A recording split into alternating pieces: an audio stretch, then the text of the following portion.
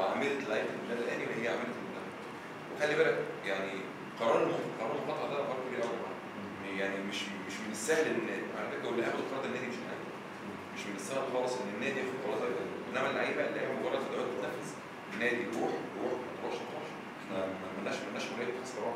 قال ان الاهلي قعدوا مع بعض وكانوا بيحاولوا يضموا مع الكابتن حسام غالي ان هم بص اكتر حاجه بتضايقني في مصر يتقال ولو حصل كذا هتعمل ايه؟ انا الصيغتين دول بيستفزوني جدا. ده اتقال مين قال؟ الصحافه كل الناس كانوا كده لعيبه الاهلي اتفقوا. لا للاسف الصحافه يعني بقى الوضع صعب، مش كل حاجه هتتسمع تتصدق للاسف. واحنا وصلنا للمرحله دي مش احنا اللي وصلنا نفسنا للاسف، الاعلام هو اللي وصلنا للمرحله دي. انت مش اي حاجه بتتقال تصدقها. تمام، بس انت نفسك قلت في الاول خالص انه لما حد يشوف معلومه يا جماعه يحس ان هي خطا يرجع لي.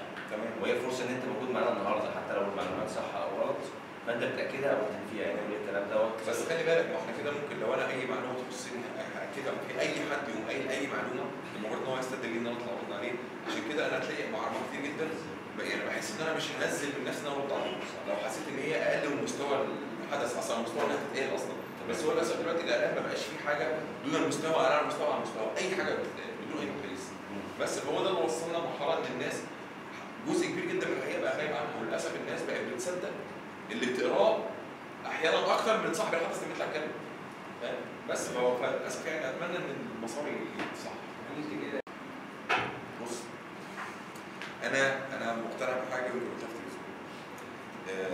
انا مقتنع ان المشاكل والازمات ما بتتحلش في الاعلام او يعني دايما الاوضه المقفوله هي احسن مكان وافضل مكان انت تحل مشاكلك، وده اتعلمته في ناديه.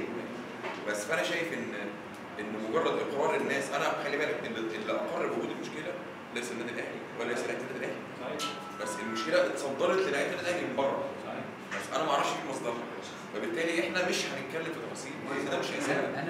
انا بس انا ما اعرفش والله، احنا وصلنا ان الموضوع اتعرف فجاه بعد شهر.